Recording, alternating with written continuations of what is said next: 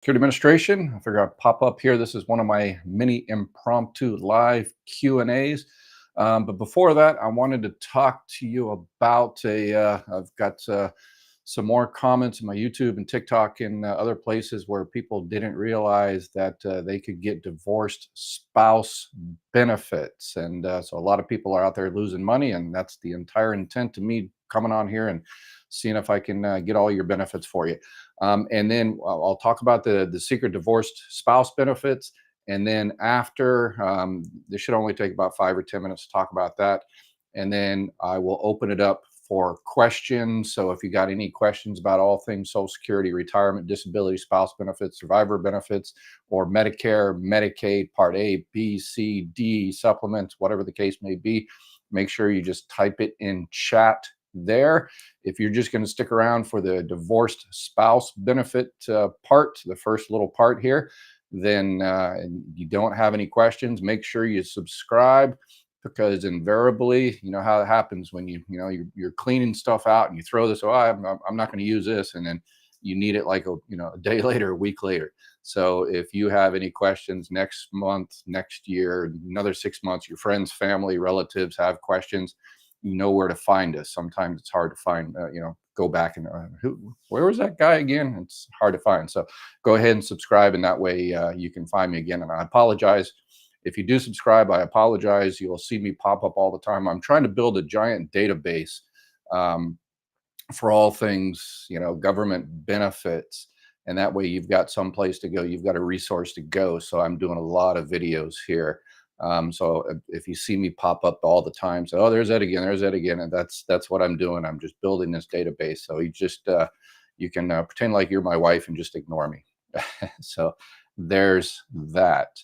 All right. Hey, M. Steele, hello from Savannah, Georgia. Great information. All right, perfect. Thank you. All right. So divorce spouse benefit. And one last thing, COLA increases. There's so much clickbait out there. This is, we haven't even reached, September yet. And people are already, making websites and YouTube and TikTok and all this stuff about talking about the 2025 COLA.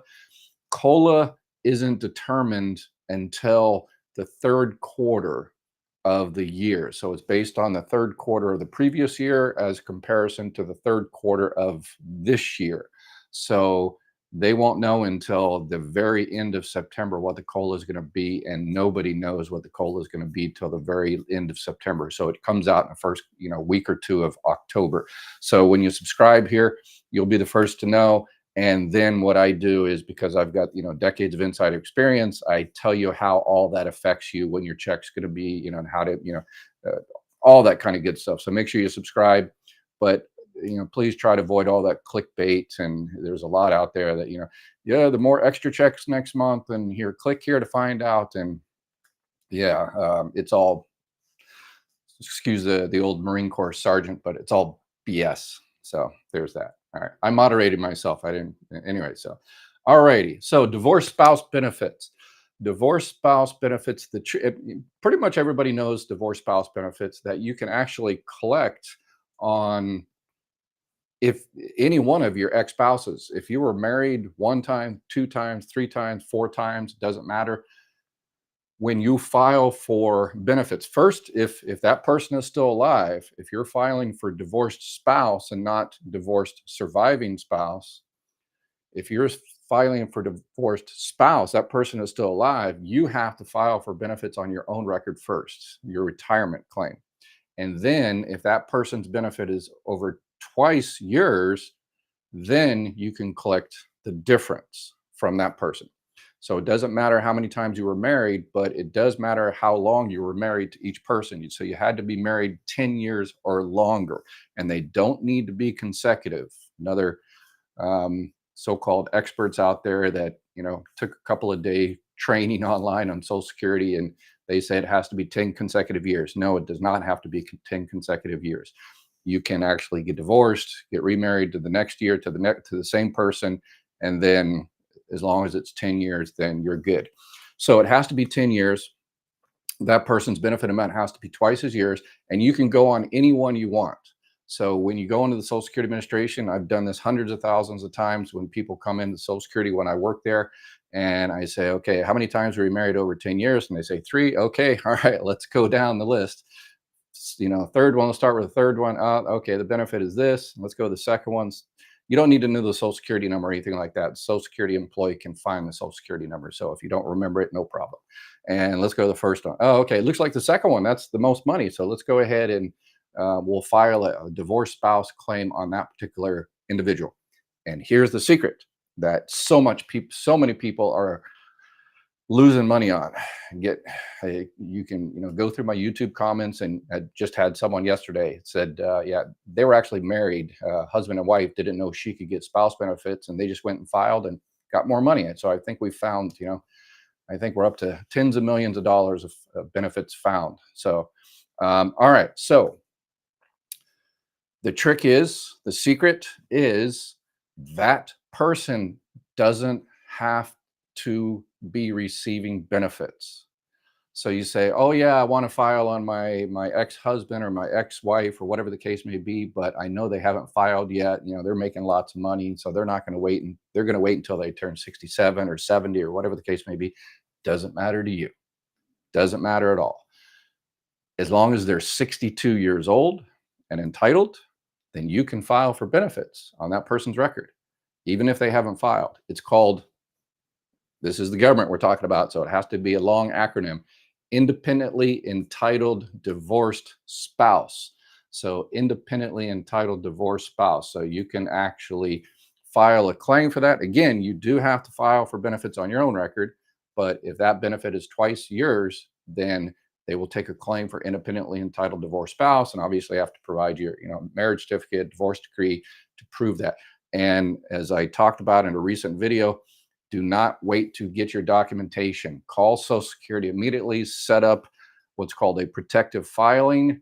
And that way, you call up today, and if it takes you, a month or 2 months to get an appointment, and then a month or 2 months to get your documents, if you don't call and schedule an appointment today, then you're going to lose those 2 months. So you're like, oh, well, I'll wait until I get my, marriage certificate or divorce decree or something. And then 2 months later, then you call up, you just lost those 2 months. So call up, get your appointment. And if you don't have your documents by the time the appointment shows up, don't sweat it. Just tell the person you might not even need the documents. If that person actually, divorced spouse, actually went ahead and filed in the meantime, then they can use that person's statements as proof that we're married or divorced or whatever the case may be, certain circumstances. So yeah, do not wait for your documentation. File, and get those benefits. All right. So that's it. Independently entitled divorced spouse. And please, please, please, please, this, I'm doing these videos. It's not only for you. Let's look out for the community around you. So if you've got a sister, brother, aunt, uncle, neighbor down the street, say, hey, weren't you married before for 10 years? Why aren't you collecting benefits on that person's record? Oh, they haven't filed yet. So you just become a hero in your community. They will be forever grateful. You don't have to give me credit at all. So it's all you. All righty. So that is that. So if you got any questions, if that's the only thing you're here to check out, we'll see you. Make sure you subscribe and like, and please, everybody like. And then, but if you got questions in the future, come on back and join us. All right. So Hazel, let's see here. Hazel from Arizona. Hey, what's up, Hazel? I lived in Arizona for Mesa and Gilbert and all over. All right, let's see here.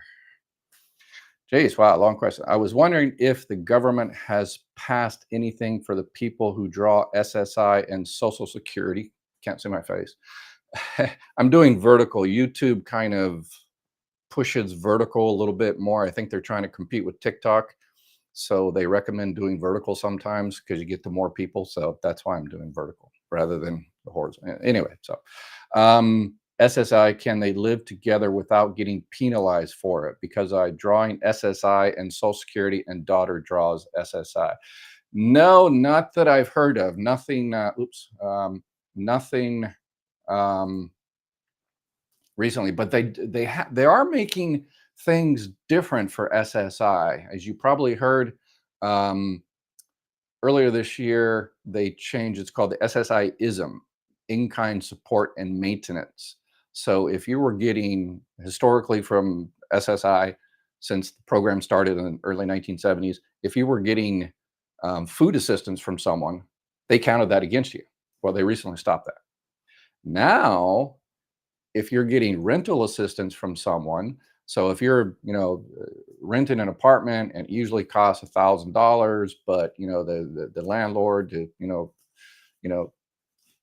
kind of hooking you up a little bit, is only charging you this amount of money, then you're getting, if they're charging you $500 less for an apartment that usually goes for 1,000, then that $500 is considered kind of a in-kind support. They're, giving you that benefit, and they used to take that out of your Social Security. They just passed a law that they're not going to do that. It was effective in several states, but now they made it national, nationwide. So look for that. Hopefully that will help you out if you're getting any type of rental assistance. And it's great for, again, I ran the third busiest Social Security office in the country, and probably about 35% of our employees, my employees, were SSI claim specialists. And to do the calculations for the SSI ism for food and rent, and it was just, yeah, it was a nightmare. And yeah, that was the bane of their existence. But now they don't have to do that anymore. So that's not only good for you, it's also good for the Social Security employees, because now they can, do other stuff, including adjudicating people's claims and getting people money. And so that, yeah, that frees up some time. So hopefully customer service improves. I just did a video on customer service the last couple of days of how you could help. So, all right, we have some kids joining us here. So I will delete that comment. All right, let's see here. Oop. Blocked user. Okay. All right. We got some children that's showing up here. Children out there, be a hero and take care of your parents and grandparents. So if the little kiddies that are watching here commenting, next time you hear, at the family picnic, somebody complain about Social Security, tell them, I've got a resource for you. So, all right. Carol, what's up, Carol? Does Social Security automatically give you independent divorced spouse benefits? No, no. The only thing automatic that Social Security does is if you are receiving independently entitled divorced spouse or current spouse or whatever the case may be, and that person passes away, then your benefit is automatically switched from a living spouse benefit to a surviving spouse benefit, and your benefits go up and all that kind of good stuff. So, but in terms of actually filing for that, no, no. So if you're currently receiving retirement benefits and you didn't know you could collect on a divorced spouse, then you call Social Security immediately, if not sooner, and schedule an appointment and say, hey, I want to file a claim for, this person. And if you don't know whether that person's benefit amount is twice yours, that's easy. Just call Social Security and say, hey, I want to file a claim on this person's record. And they will, try to find that record and see if there's any more money on it. So, and again, you don't need to know the Social Security number. Just call them up and you give them the person's name, the date of birth as best as you can remember it. We used to do a 5-year kind of search around that birth date. People sometimes didn't know the exact birth date. They tried to put that that ex-spouse out of their mind completely. If you know the city and state that person was born in, that's awesome. And then if it's a really, really common name, sometimes you might need, like the parents' first names or last name or something like that. But if it's not a common name, it's easy to find. I've done it a million times. I have never, ever, ever not been able to find someone's Social Security number. So easy, easy, easy. So yes, you do have to file a claim. Yes, absolutely.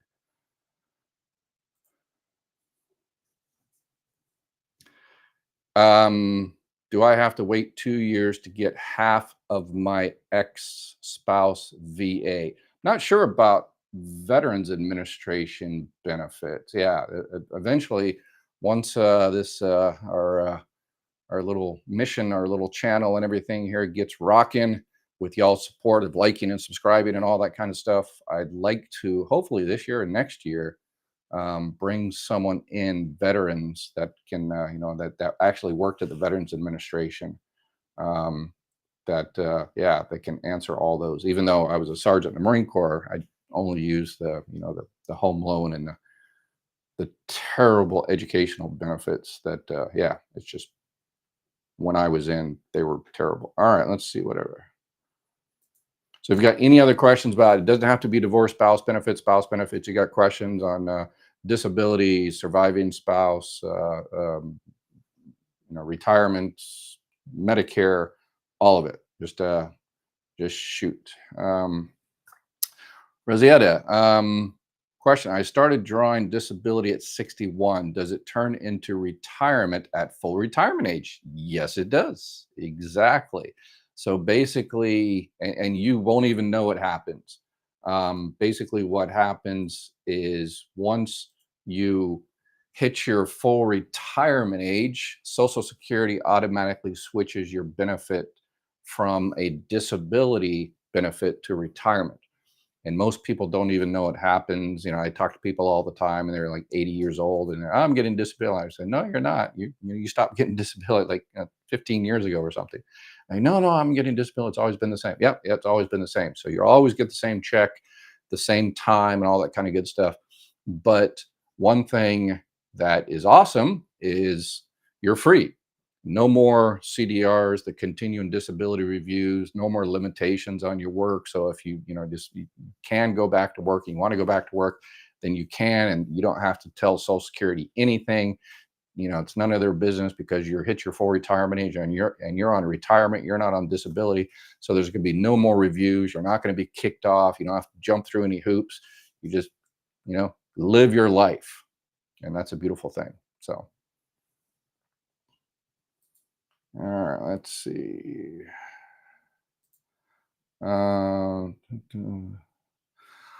Jim, what's up, Jim? I'm trying to find a way to calculate what I can expect in benefits. If I collect at 62 and keep working, replacing some zeros in history, is there a way to calculate it online? Yes, absolutely. You go to socialsecurity.gov, and yes, you can do it manually. It's, you'll never get it perfect. I don't think I've ever seen anybody get it perfect. They're always a little bit off, because you don't know the future, and it's your earnings are indexed, and yeah. So, but they're only indexed to a certain year, a certain age. So yeah, you can go on SSA.gov, and there's a calculator there, and so you can do it all manually, and or you can go to SSA.gov and set up an account, and it'll tell you what 62, 67, and 70 and disability and survivor, all your calculations there. But obviously that is, as I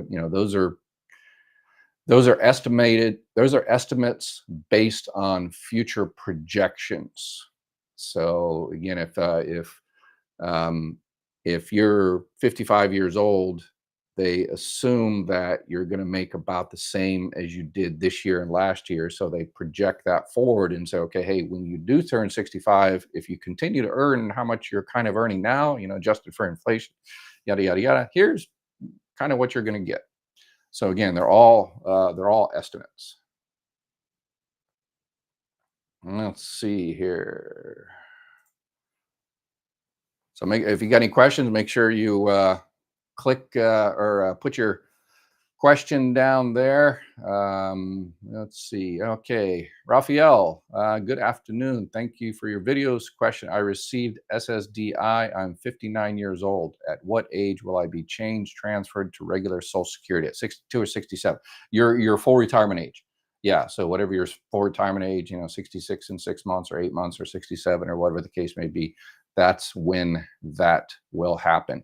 And this important thing I've got to add in there, that one thing that is important that's you have a window to make a change when you turn 65. You don't have to worry about Medicare, because if you're already on SSDI, Social Security Disability Insurance, you already have Medicare. After 2 years of being on disability, you get Medicare, so you don't have to worry about Medicare. However, if you are in a Medicare Advantage plan or even a Medicare Supplement plan, either one, because again, Medicare, it's great. The original Medicare Part A and Part B covers a lot, but there's a lot of gaps, particularly that, the 20% Part B gap that, you have to pay out of your pocket. That's why people get Medicare Advantage and Medicare supplements. People that are on disability mostly get Medicare Advantage, depending on the state. But most get a Medicare Advantage plan. Why? Because there's zero premium and all that. They may have wanted a Medicare supplement plan, a Plan G or a Plan N, but most states don't mandate that companies provide Medicare supplements to people under 65. Why? Because they know people under 65 are on disability and it's going to cost them more money. So they, got with state legislators and said, don't make us do that because it's going to cost us a lot of money. And, the CEO needs a new private plane. But some states do. Some states say, okay, you have to provide Medicare supplement plans to people under 65. But then they say, okay, well, we're not going to tell you how much you have to charge them. So for everybody else in your state, a plan, let's say, for instance, might be $125. But if you're 55 and on disability, it's going to cost you like $400. So yeah. So anyway, super long story short, when you hit 65, you get into this magic window where now you can get a Medicare supplement plan, a Plan G or a Plan N, and you don't have to go through health underwriting, and your disability, your conditions, pre-existing conditions mean nothing. So you can get a Medicare supplement plan and get one that's not going to cost you any more than anybody else at that particular time. But you can only do that a few months before and after your 65th birthday. So I'm putting I've got a team of kind of our network partners throughout the country that help people with all things Medicare, Medicare supplements, Advantage, the burial insurance, estate planning, vision, dental, all that kind of good stuff. So because I've seen a need for that out there. So I was tired of people getting ripped off and the wrong information. So I decided to put my own team together. So just if you're looking for that, any help with Medicare Advantage, all that, as you see on the bottom of the screen, if you need any help with all that, make sure you just give us a call. Leave a message. Tell me your name, your state, because these are all state specific, and your phone number and what you're looking for, the state planning or burial insurance or Medicare supplements and Medicare Advantage. And then we'll put you in touch with one of our partners. And full disclosure, our partners support our ability to continue to do what we are doing here today. So it is a win-win situation. It's a beautiful thing. Dun, dun, dun. Okay, Rosetta, thank you. That's what I thought. Good. Yes, see, it's good to get confirmation, because I'm going to do a video that I think the title is going to be "What You Don't Know." You don't know what you don't know, and how much people lose money because they know what they know, but they don't know what they don't know. Yeah. So let's see here. Will you do a series on strategy for married couples as far as when to collect Social Security and types on Medicare to sign up for? Yeah, I did one on. I've got the spouse benefit. I did what, two or three videos on spouse benefits. I just did that within the last couple of months. So check that out. In terms of Medicare, obviously you have to sign up for Part A and Part B. And then, yeah, those are all personal decisions based on a lot of factors. So yeah, I've got videos on my recommendations, for Medicare plan to supplement plan, A and Part B is I, recommend myself Medicare supplement plan N, as in Nancy. And then super, super, super, super close number two, like 1.1 is plan G. So, and then Medicare Advantage again. But if your budget doesn't allow you to get pay a monthly premium for a supplement, and people always say, well, people recommend, Ed recommends Medicare supplement because they make more money or something like that. Yes, agents, brokers throughout the country actually make more money on the zero premium plans, the Medicare Advantage. There's so much more money in it for everybody, for the insurance companies, for the brokers, agents, and all of that. But the Medicare supplement plans, there's less money in it for the brokers and probably the insurance companies. And you're saying, how could a company make more money enrolling you in a zero premium plan? Well, it's interesting. Medicare, CMS, the Center for Medicare and Medicaid Services, it's pretty much verboten, illegal for brokers and agents to say, this is a free plan. And which is great. I like that. That's a good regulation. And why? Because it's not free. You've already paid for it. So all that money you paid into Medicare all those years, it's sitting in Washington. When you pay your FICA taxes, it's 1.45% for FICA taxes. All that money is sitting in Washington. And then when you turn 65 or you start receiving your Medicare and you sign up for, let's say, a Medicare Advantage plan, then you pick company X, Y, and Z, and company X, Y, and Z, they take their little cup and they go to Washington and they say, hey, give us that money that this person has been paying into Medicare all those years. And then the government gives that company your money that you paid for. So this is your money. So it's not free. It's zero premium now because they want to entice you, competition, and give you extra bells and whistles and all that kind of stuff. So it's a completely individual decision based on your doctors, your needs, your health, and everything like that. So that's why it's always good to talk to someone. And again, email me, call, leave a message, and we will find someone on our network partners that will help you out. All right. When does the 2-year rule apply? Oh, the 2-year rule, that's the independently entitled divorced spouse. You have to be divorced 2 years before you can do that. And yeah, sorry. Thanks for reminding me on that. Did I mention that? I probably didn't mention that first chart. So obviously didn't, or you wouldn't ask, right? All right. Okay. Let me, when I put that up there, it covers my whole face, which is a beautiful thing for y'all. I am wondering why the Social Security person told my sister they will no longer allow making a claim on her ex-spouse if you have been married for more than 10 years. He is 68 and she is 65 years old. I haven't got a clue. Other than your sister. Yeah, your sister is entitled to those benefits, but there's just no more benefits there. Maybe that's it.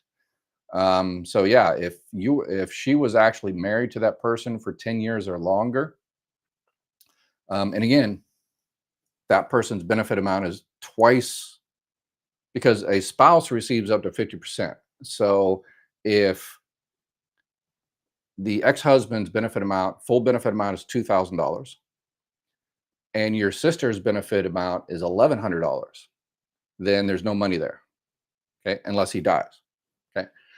But as a living spouse, ex-spouse, if her benefit amount is $900 and his was again $2,000, then she could collect $900 her own, and then collect, if she's her full retirement age, that extra $100. So she can get an extra $100 off of his record. Maybe they said no because there's just no more money there. So, or it could have been, Social Security has hired a lot of people over the last year or so, and it takes a year or two for them to get trained. So hopefully that's the case. I'm giving them the benefit of the doubt, but it doesn't hurt to call and say, yeah, you said I couldn't get it. Was that just because, his benefit amount isn't twice mine? And they say, "Oh, yeah, yeah, that's it." I said, "Oh, okay. All right. Well, that makes sense. Wish you would have explained that to me earlier." But yeah, anyway. Let's see here. Lisa. All right, I'm just going to read these rather than covering up the whole thing. I just turned 65, or excuse me, 64. Was hoping to retire at 65. Just got laid off, and I'm on unemployment at the moment. Wondering how much this will affect my Social Security amount. Um, it won't.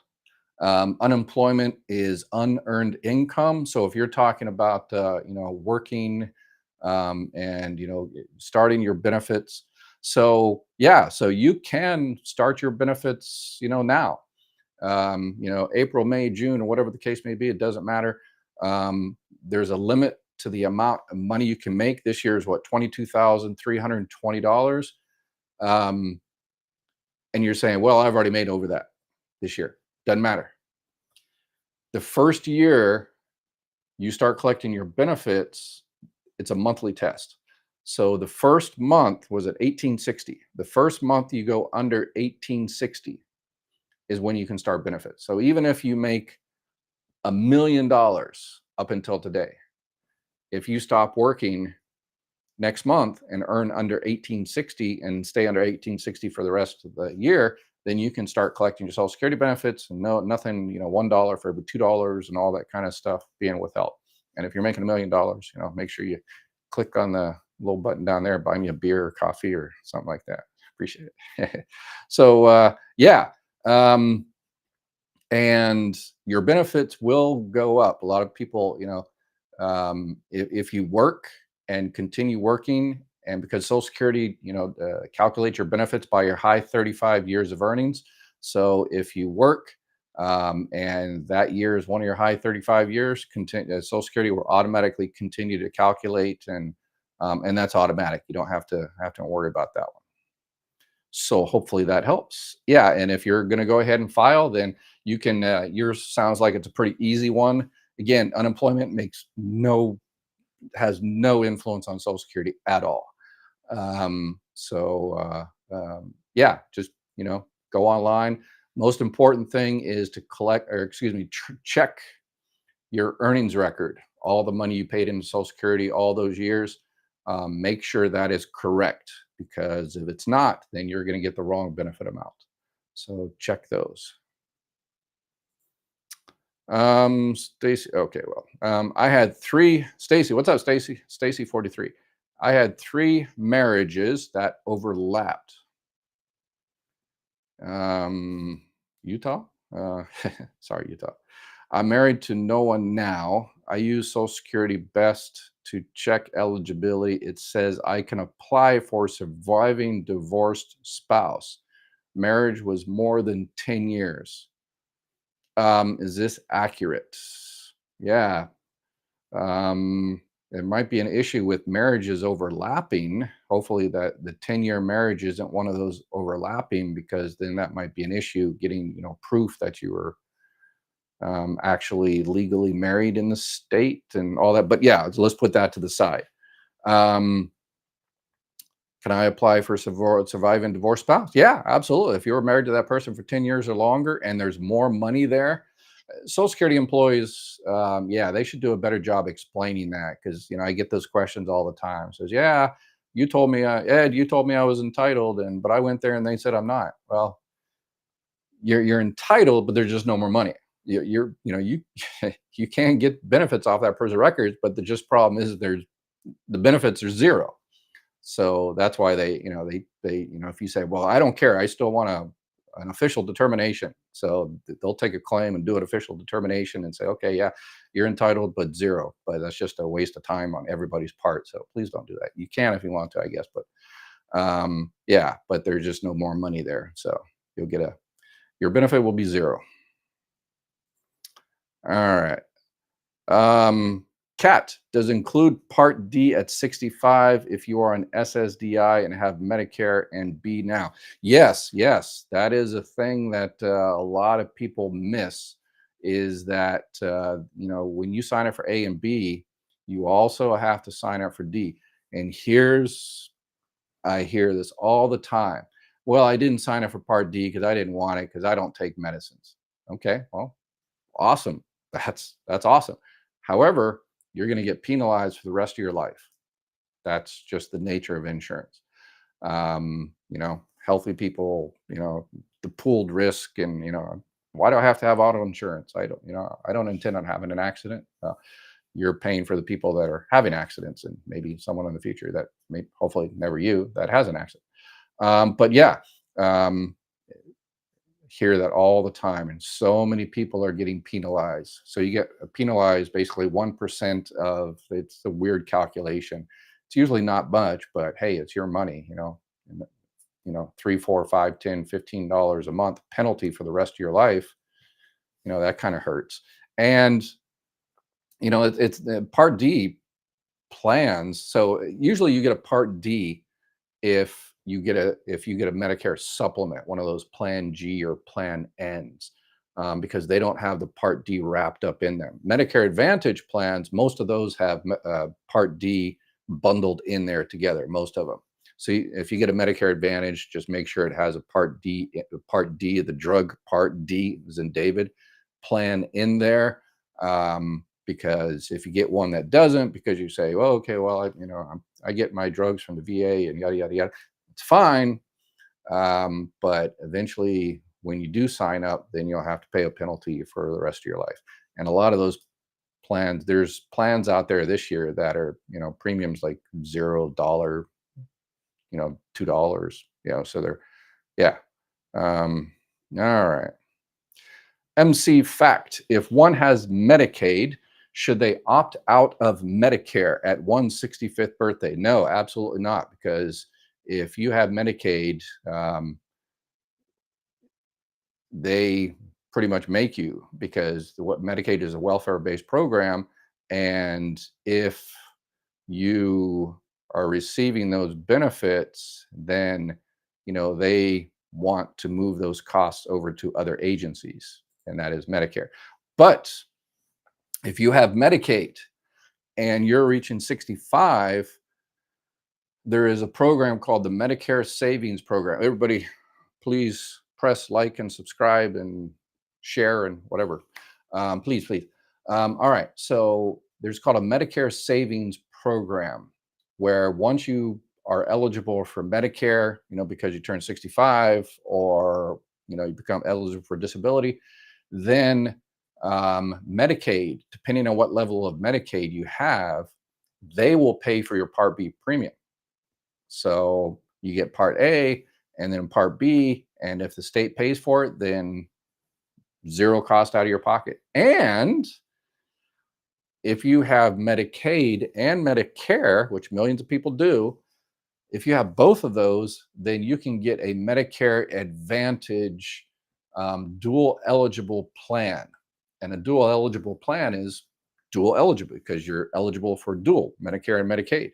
Those are the ones that, yeah, there's, depending on your state and location and all that kind of good stuff, the company, those usually have a whole bunch of other benefits as well.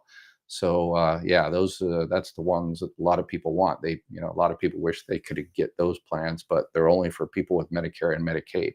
So again, when that happens, reach out to us.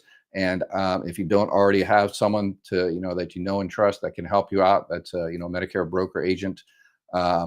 Then difference between a broker and agent. Medicare agents are kind of they work for like one company. So it's like the old Henry Ford thing. You can have any color of car you want as long as it's black.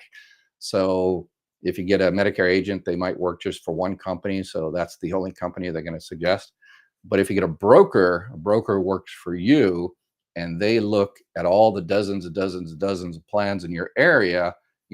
One company might have 3 or 4 or 5, 6 different plans, and the broker works for you and looks for the best deal for you based on what doctors you go to, what prescriptions you take, what kind of extra benefits you need, dental, vision, yada yada yada, and they find the best plan for you and give you your options. So I only deal with brokers that can give you all your options. So just give us a call or email me, and we'll put you in touch with someone that can help you out completely free, obviously. Trying to find out about long-term coverage. I feel trapped with no one. Yeah. Are we talking about kind of long-term coverage, nursing home type stuff? Yeah, those, they used to sell long-term care health insurance. That was a big thing a few years ago, and the people that bought them, probably did. I talked to a bunch of people, and they said, "Oh yeah, it's glad I bought it. It was relatively cheap at that time, and the prices are pretty much set." But now those long-term care insurance is just crazy expensive. That's why I help people with all the things that original Social Security and Medicare, survivor benefits, retirement, disability, uh, all of the gaps that I've seen over helping millions of people out over a couple of decades, all of the gaps in federal government benefits, you know, I have seen, millions of times. So that's why I partnered up with all these people to help people fill in those gaps. But in terms of long-term care insurance, I just don't see that as a viable. That's why I've never really added that as kind of assistance we can provide. There are, if you're rich, then just buy a $1 million nursing home and whatever. If you're low income, needy, Medicaid pays for it, but the people in the middle are kind of squeezed out invariably. So what some people do is they put so if you go in if you need to go into a nursing home, state Medicaid pays for that. Medicare, not so much. Medicaid, state Medicaids pay for that, but only if you're low income resources. So if you're middle class, they may or may not. But if they do and you have a house, they'll take your house once you die. So what people do is they get with an estate planner, and that's why I added estate planning to our kind of arsenal to help people out. Um, Estate planners can build an irrevocable trust to protect that, but you have to do that 5 years in advance because there's a 5-year look back. So if you do that now and then you have to go to a nursing home in 3 years, then they'll pay for it, pay for it, pay for it. Then when you pass, they'll come after your house, possibly. Depending on the state, some states are a little bit more rambunctious of coming off their houses and stuff like that. So, but if you do it now and then over 5 years later, they can't come back because there's a 5-year look back. So that's why people get with an estate planner. And again, I've partnered up with estate planning attorneys throughout the country to help people do that. So just give us a call or email me and tell me what you need, phone number, name, state, and we can put you in touch with someone that will help you out.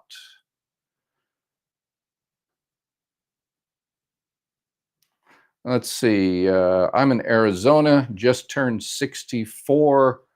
I already read that one. Sorry about that. Let's see here. Thanks, Ed. By the way, 40,000 subscribers. Congrats. You are fulfilling a tremendous need. Yeah, thanks. Yeah. Yeah, there's 70 million people out on Social Security out there. So one day I'll hopefully reach 70 million. I'll be like the Mr. Beast for Social Security. Yeah, that's I'm being delusional now, I know, but yeah. Queen B, what's up, Queen B? Hello, I am currently 59. I was married 13 years. He passed away in 2012. At 50, if he were still living, he would be 62. It's a green tea. It looks like, anyway, I won't tell you what it looks like, but it's green tea. Um, Sorry, old Marine Corps humor. Um, Yeah, you can. Doesn't matter what age he would have been or anything like that. Survivor benefits. So if that person passed away, um, you can collect. I would call, and survivor benefits are different than again living spouse benefits. You can start your survivor benefits at 60. All other benefits start at retirement spouse start at 62. Okay. If that person, let's say, was alive, then you have to start at 62, and um, you'd have to file on your own record first. So you file on your own record, get your retirement, and then file again 50 up to 50% of that. Survivor benefits are different. A lot of people, oh my gosh, you look at the comments of some of the and people, oh, I lost, tens of thousands of dollars. I'll probably lose hundreds of thousands of dollars over my lifetime because I didn't know that. What didn't they know is that when you file for a surviving spouse, you don't have to file it on your own. So the strategy is you file for surviving spouse and you don't touch yours. And if yours is, about the same or a little bit less, a little bit more, whatever like that, you go ahead and collect on surviving spouse, and then you let your own increase until 65, 67, 70 years old. Then it taps out at 70, and then you jump over from survivor to your own. So a lot of people don't know that, and they say, I didn't know I could, just file on survivor and then we'll let my increase until 70 years old. I've lost, so much money. Yeah, so that explains why I'm here today, coming out of retirement. Um, what would you recommend with filing ex-spouse benefit? Yeah, no, yeah. So okay, that was just a follow up to yeah. So that's yes, definitely call up Social Security and kick around your numbers and say, hey, here's the deal. Because you're 59 now, so you've got a little bit of time. You can't start collecting those benefits until 60, which is perfect. So now to leave your own alone. And again, depending on the numbers. If yours is higher and you just need more money that now, then it is what it is.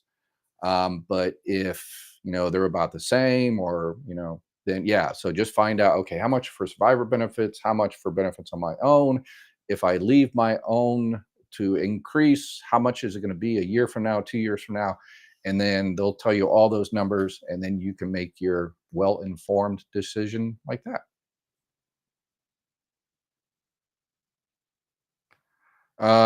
You can call the clickbait anything you like. We understand that it annoys you. Yeah, it really annoys me.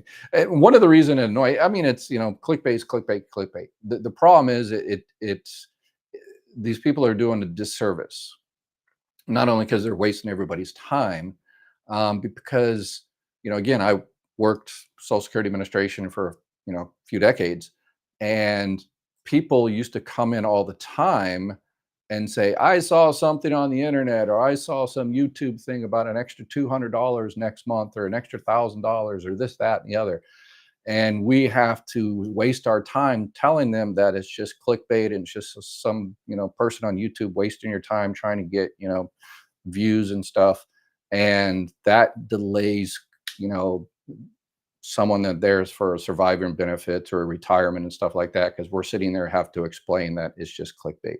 So it's not just annoying. It affects everybody, unfortunately.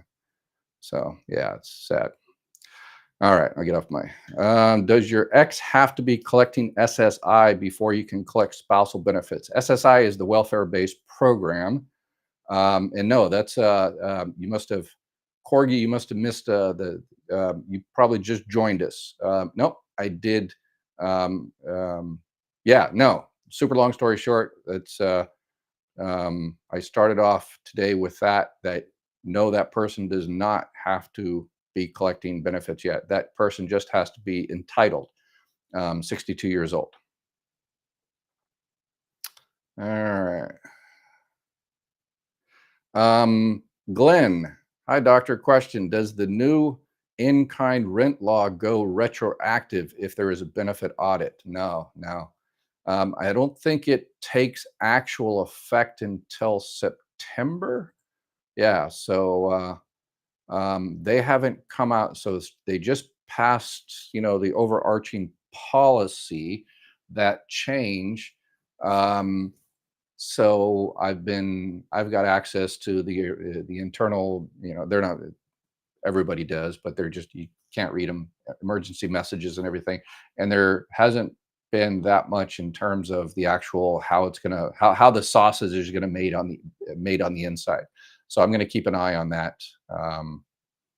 Yeah. Jim, is it true they do not account for inflation and earnings after 60? Yes, yes. So they count for earnings and inflation. Well, you're talking about indexed earnings.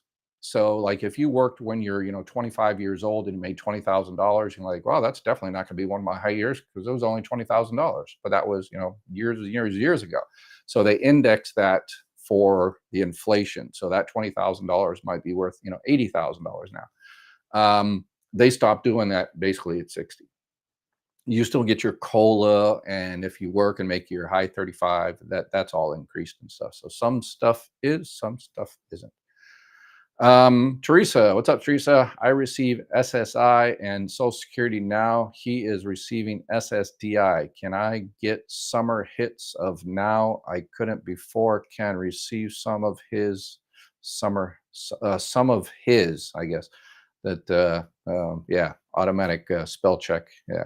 Yeah, I would definitely call up and see how much. Absolutely, I would call up and see, hey, here's his social security number, or here's his name, or anything like that.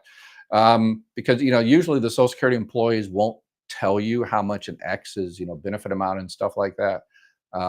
But they will schedule an appointment for you if there's possibility there's money there.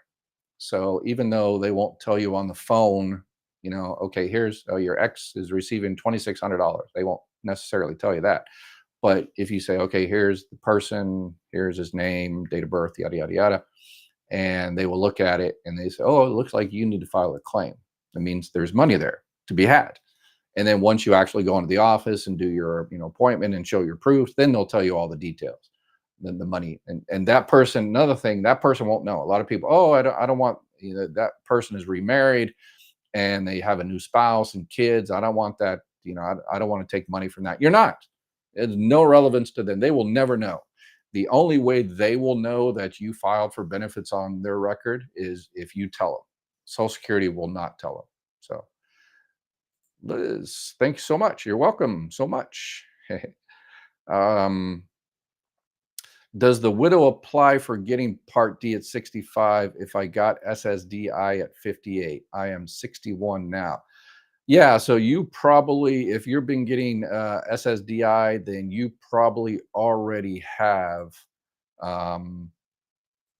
Part D now. So I assume you probably have a Medicare Advantage plan, possibly, and it's probably already wrapped up there with a Part D in there. And I did a video on the mistakes people make with Medicare Advantage. When you're on a Medicare supplement, again, the Plan G and Plan N, you're usually good, pretty much forever. What some people do is if they're on Medicare supplement Plan G, there's a lot of people switching from G to N because N is usually cheaper. And it looks like the prices are also going to increase slower than G. So a lot of people are switching from G to N. And there's a little bit difference between G and N. Again, if you don't have someone to go over all those with you, then give us a call, email me, and we can find someone in your neck of woods to go over all the details and see if you are able to switch from a G to an N or whatever the case may be. But Medicare Advantage, those are, people always say, oh, I've been on the same plan for 3 years. No, you haven't. No, you've been on the same plan for 4 months because April, May, whatever, whenever you're watching this.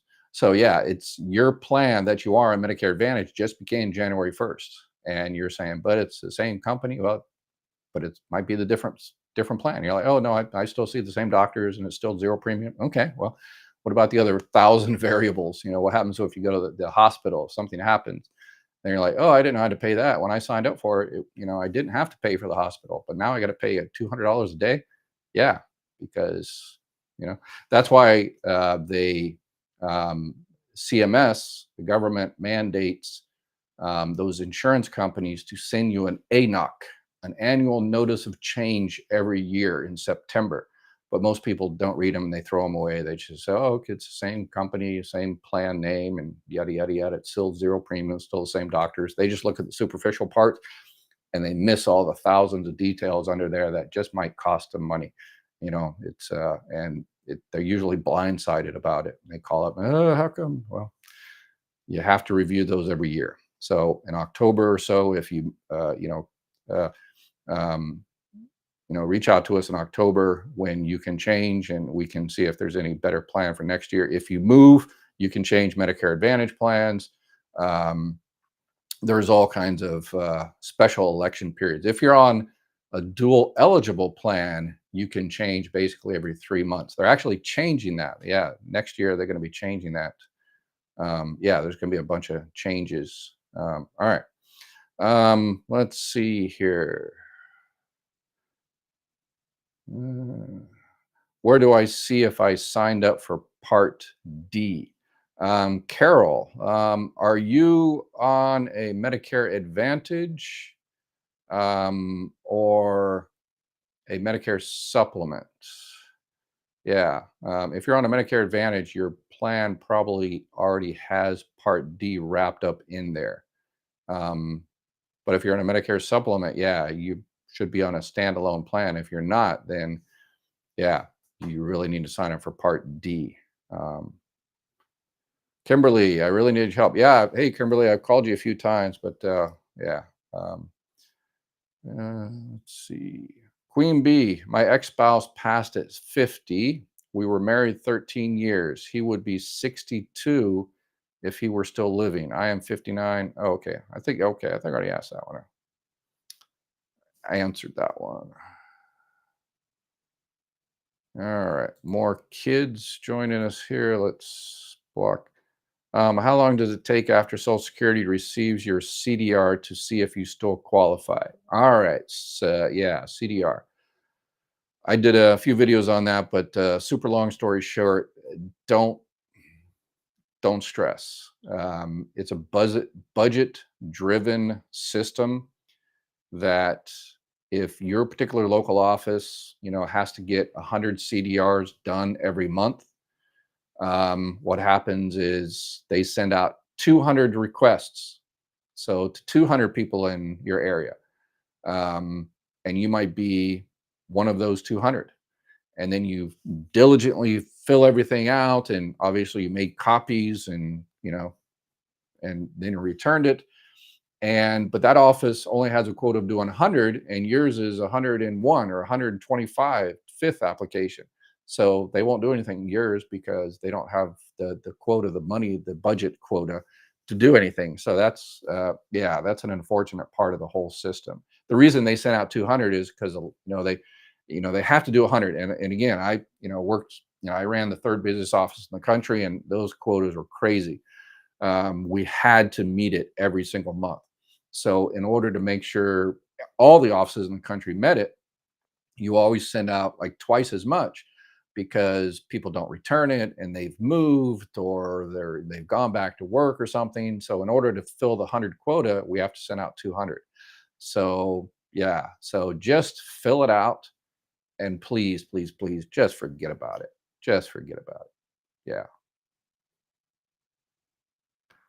All right, let's see here. All right, got a lot of kids showing up today. All right, when I go on the SSA website, add spouse, they give what she gets and spousal benefits. Is that calculated figure in her Social Security benefits? Yeah, so yeah, it's just up to 50% if she's up to her full retirement age. CD, can a person request taking Social Security as if they were 62 instead of 65? No, if you're 65, yeah, they won't give you that kind of back pay. They won't give you retroactive like that. Yeah. So if you're 65, then you can file for 65. If you're after your full retirement age, if you're 66 and if your full retirement age is 67 and you file 6 months later, sometimes they can give you like 6 month retroactive. How can I find out if my former spouse croaked? Overjoyed. um, yeah. If you don't have touch with that person, then the best way to do it, as I tell people, is just contact Social Security, every few months or 6 months or a year or something like that, and say, hey, I would like to file a surviving spouse claim on this ex-spouse.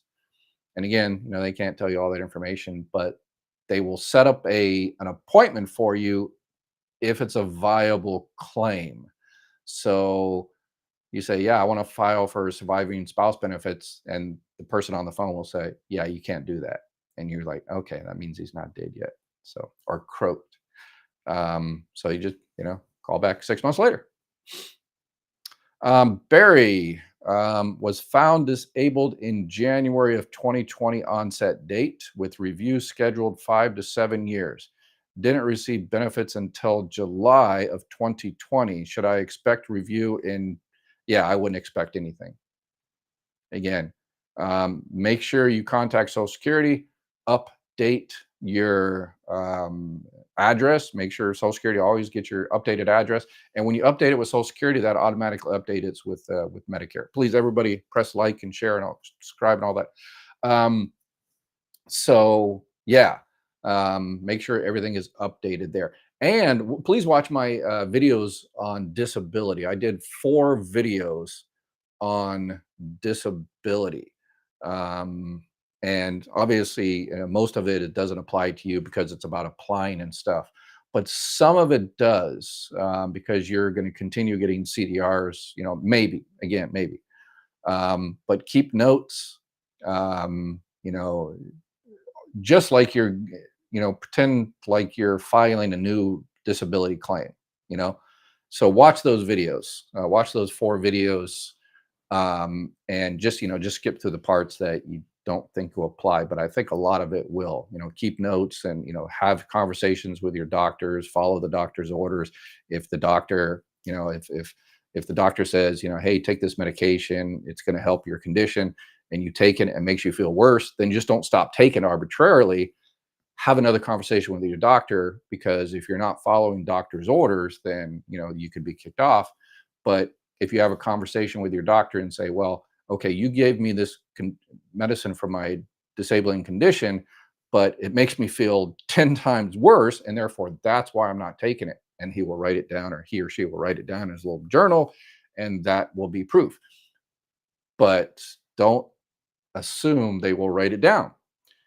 You write it down in your own little notebook. On January 1, I went to Dr. Smith, and I talked to him about the medication that he gave me, and I told him that it makes me feel 10 times worse.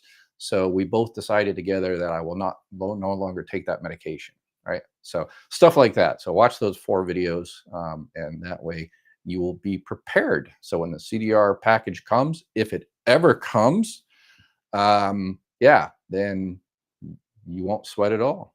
And if you have any issues, then you know where to find me. Gina Maria, can you keep working with survivor benefits? I'm 64 and have been on SSDI for 22 years. Yeah, yes. Yeah, so some people do that. So if you're on SSDI, there's all kinds of limitations. Again, we're talking about CDRs and limitations on work and all that kind of different stuff. So some people do switch over to regular benefits if there's more benefits there, and it releases them from all this extra stuff. Yeah, you can collect, but again, this year it's $22,320. So as long as you stay under $22,320, which is still more than what you could do with disability, then yes. And then once you hit your full retirement age, then doesn't matter anymore. You can make as much as you want, and you are set. All right. Wow, a lot of kids today. There has to be a Pokemon convention around somewhere. Let me go through here and kick off all these people here. Dun, dun, dun. All right. Wow. Block all these people.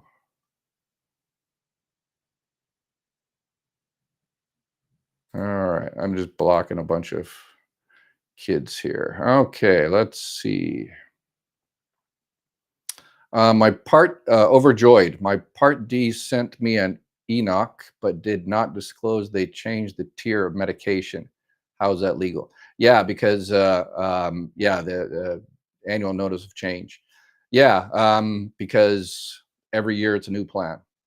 Yeah, so unfortunately, and they can kind of do that. Yeah, yeah. Pharmaceutical companies rule the world, but you didn't hear me say that. Yeah, so it's an advantage. Yeah. So if so Carol says she want to know if she does have a Part D, and again, the only people that usually sign up for plans, Medicare Advantage plans that don't have the Part D in there are like veterans that they go to the VA hospital and they're 100% happy with their, the prescriptions they get there. And so they get plans. They're called Patriot plans, or freedom plans that um, give you pay some of your Part B premium, Part B give back, and they some of them don't have Part D because they go to one of the Native American reservation hospitals, so they don't need the Part D part. But again, if those people decide to move in the future and outside of a VA hospital area, then um, they will be penalized for not signing up for Part D because VA is not credible coverage.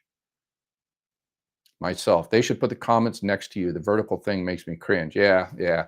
Then there's no space up there. Yeah. Anyway, got not very not very much real estate.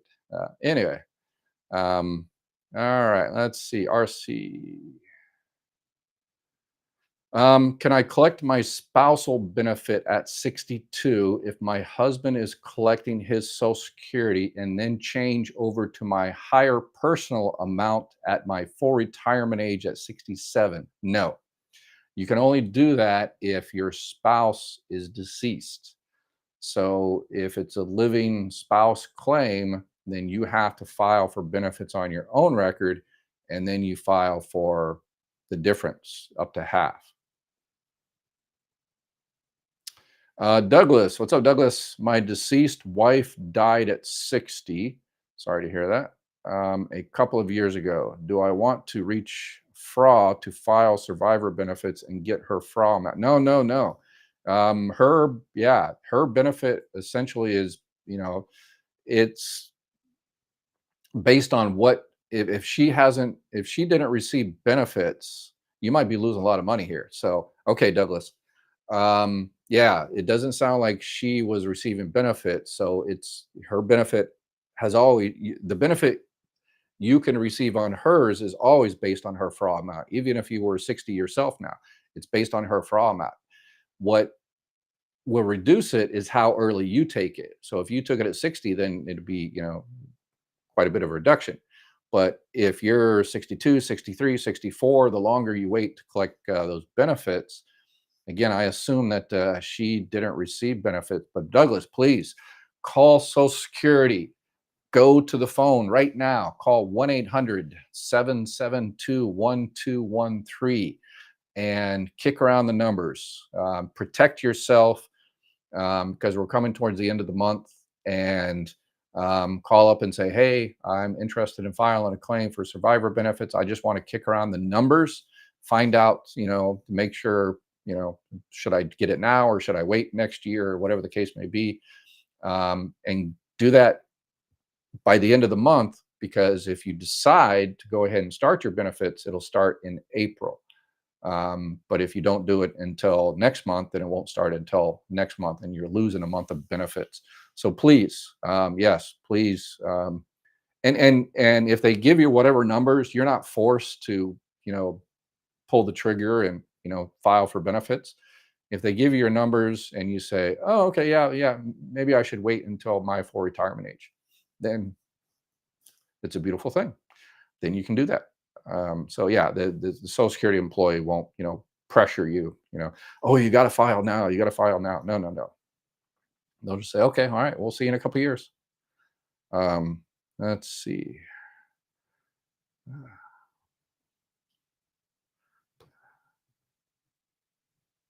Teresa Crutcher, please answer my question. What question? Teresa Crutcher. I'm looking up at all the questions. Dun, dun, dun. Teresa Crutcher. Okay. Please answer this question for me. They stopped common law in Ohio. Can I apply for his benefits? Please help. I'm going to the office on Tuesday. Um, yeah, again, if your marriage was a common law marriage, Social Security has to go by the state in terms of that marriage. So if the state recognizes your marriage, common law or otherwise, as a valid marriage for 10 years or longer, then the Social Security Administration has to recognize that as well. So they go by the state, they go by the state laws in terms of marriage and divorce. So yeah, a lot of states aren't common law marriage. All right, Kimberly. Okay, here we go. Here we go. I have a letter from my son's doctor stating that he cannot work indefinitely. What do I do? I don't want to get an attorney because I got severely screwed, and I don't want. Okay, your benefits, your Kimberly. So your son is receiving SSI. I think, yeah, you said before that your son was receiving SSI. So, is he switching from SSI to SSDI because he's switching to as an adult to disabled adult child? Um, all right. Yeah. So let me know and I'll answer. Veronica, my mom has Plan F. What is the difference between F and G in California? Yeah, all the plans are the same throughout the country. F is the one that covers everything. So there's basically 6 gaps in original Medicare A and B, and Plan F covered all of those 6 gaps. But those aren't. Yeah, you can't get those anymore, pretty much. So yeah, nobody really can get those anymore, because there's very, very, very, very few people that can get grandfathered in, and you have to be, very uh, old. But so that's why everybody's going to G and N. And G is the same as F, though.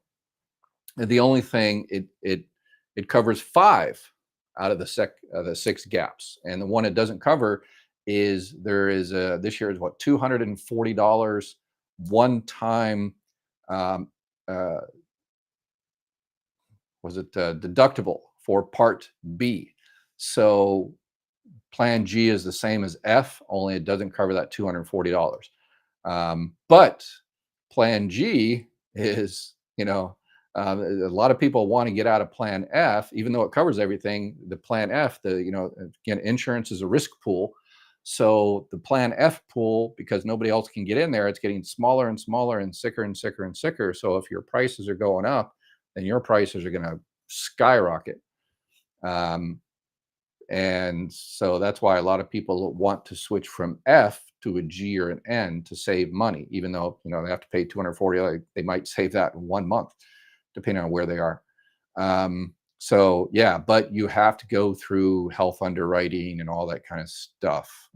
So you don't necessarily have to have a physical and all that, but yeah, if your mother has an F and she's still relatively healthy, and California has some weird laws and regulations. It's California. What are you going to do? But yeah, give us a call if you don't have someone that helps you. Call the number on the bottom of the screen there, or email me. And again, tell me phone number, name, your state, and tell me what you're looking at. Mother's thinking about switching from F to a G or an N or something like that. You want to check out your options, and I'll have someone reach out to you and see if that is possible.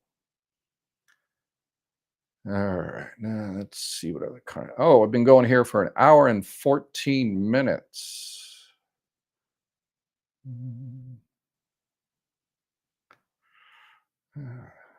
They make Medicare too damn complicated. I agree. Yeah, A and B, and the Medicare Advantage is actually Part C, and then you got prescription drug, the Part D, and then You've got the Medicare supplements, which they're 10-letter plans, A, and yeah. So yeah, the whole thing is okay. I'm going to show this one. It says, "Hi, Grandpa." Uh, yeah, I don't know who that is. It's not any of my relatives. Um, Love your channel, Bambi Henderson. I love your channel. Is there any retroactivity for survivor benefits? Possibly. That's why I always tell people, when you find out there's might be some money there, I always say call, call, call, call. Because as soon as you reach out to Social Security, you're protected for that day, that month.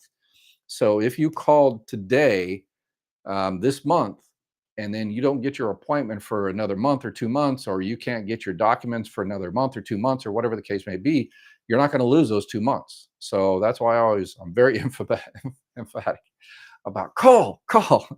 And so what if you can't get an appointment for 2 months? You're going to get those 2 months back. Between Part A and Part G or N, too much of your Social Security check goes to insurance. Shameful. I wound up with Part C. Yeah, yeah, yeah. Part C, the Medicare Advantage. Again, it's a lot of variables there. Benito, when I was 27, I had my second stroke. Wow. And when I applied for SSDI, they denied me and told me I was too young. Get back to work. Became disabled at 29. Now as SSD is dragging butt. Yeah, that you're too young. That has no relevance whatsoever. I mean, if you have a stroke and you're young, you can overcome it. But if you didn't overcome it and that prevented you from working, yeah, again, Social Security, um, disability is defined as the inability to work. So if you're not able to work, then that's yeah. If I claim survivor money, does my SSDI stop, or should I stay on SSDI until I want to retire?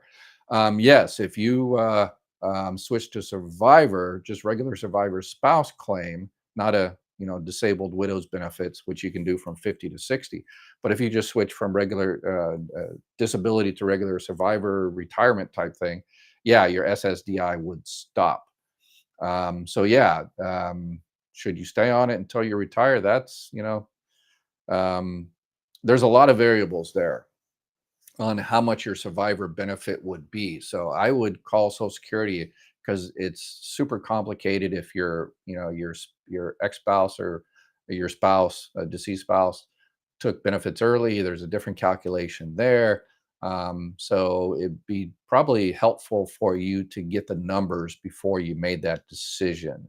So I would call and say, okay, if I did file for surviving spouse starting this month or next month, how much would I receive? And then you can say, okay, well, thank you very much for that numbers. I'll call you later when I decide what I want to do, or I won't call you. And then you just take those numbers back and sit on them for a week or so and think about it and decide what you want to do. Okay, well, do I want to, it's just about the same amount of money, and maybe I can work a little bit, and so I don't have the disability limitations anymore of work. I don't have to worry about CDRs, but if I wait another year, the survivor benefits might go up. So ask them about that, whether they're going to go up or not. So yeah, yeah. So a lot of variables there, but you got to have your specific information, and the only people that can give you that is the Social Security administration. Those are the only people that can give you the definitive numbers. There's a lot of companies out there that say, hey, we'll calculate it for a few $100s and yada yada yada. They're never right. So, and you don't want to make decisions on pay someone $200 or $300 to do the calculations for you when Social Security do it for free.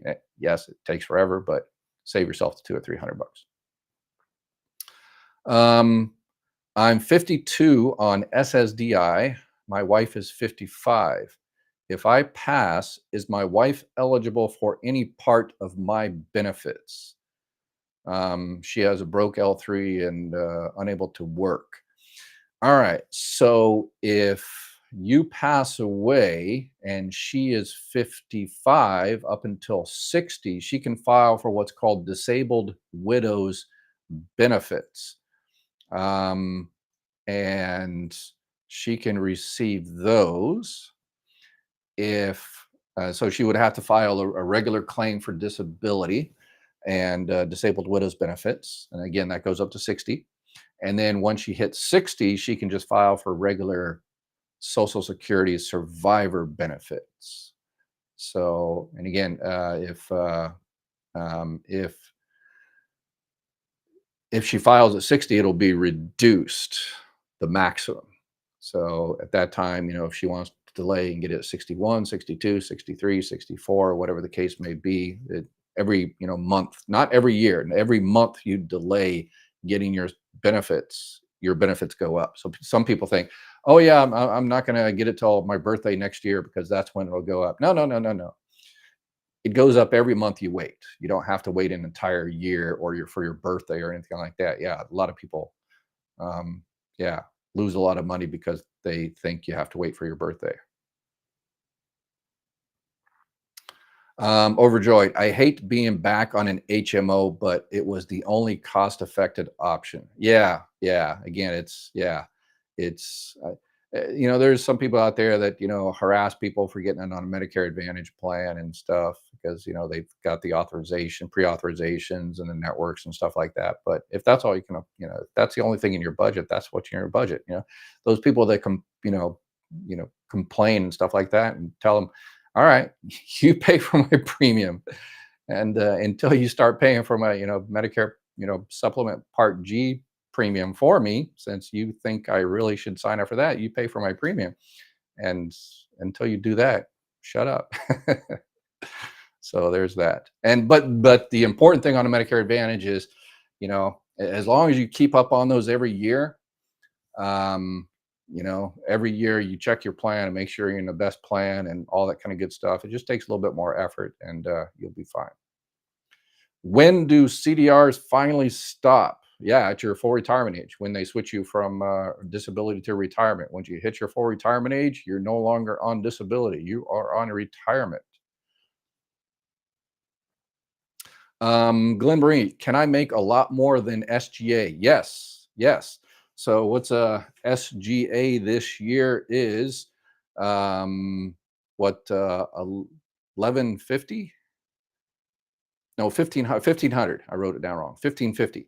And yeah, so the what you can make from just early retirement is 22,320 divided by 12 months. So that's $1,860.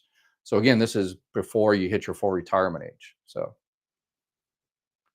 all right. All right. Ooh. Let's see. Yeah, I've got. We've been here almost an hour and a half. So I think I'll do one or two more questions, and then we will call it a day. Make sure you subscribe, and I'm gonna just keep probably just doing these live Q&As until I answer everybody's question in the country, which will be another 150 years. But what are you gonna do? All right, let me grab one here. EA Maine. I receive $100 for life benefit that is paid to Medicare. That started in 2021 and was paying quarterly. I'm at my FRA and started collecting my Social Security in January 2024, which included my Medicare payments. I receive $100 for life benefit. Huh, I wonder where that's coming from. $100 for life benefit, a private employer? Yeah, I'm not sure. Um, yeah. There are Medicare Advantage plans that pay for, they're called Medicare Part B givebacks, where they pay for part of your Part B premium. But with everything, it's an individual type thing, because with these are for-profit companies, and if they're going to give you, if they're going to pay for your Part B premium, they're just not going to do it because they're super nice people. They're going to take benefits from other places. So, you get some money back in your pocket because you don't have to pay Part B, but if something happens, you might have to pay a whole bunch more for your hospital or something like that. So that's why you should always evaluate those on a case by case basis and a year by year basis. So, um, will I be able to receive a refund for overpayment? Yeah, if you pay the Social Security Administration too much money, um, or you're probably an overpayment. They paid you. Yeah, if you the Social Security Administration paid you too much, they said, and they made you return that money, and then you file a reconsideration or request for waiver, or the judge says whatever, whatever, whatever, and they negate that overpayment from day one, then yes, they will pay you that back. Absolutely. All right. I think, yeah, we've been at this for an hour and a half, and I think that's good for today. I apologize for all the people I can't get to from questions. Um, please join me tomorrow or the next day or the next day or the next day, and we'll get to as many questions as I humanly possibly can. All right. Y'all have a great night, and we'll talk to you soon. Take care.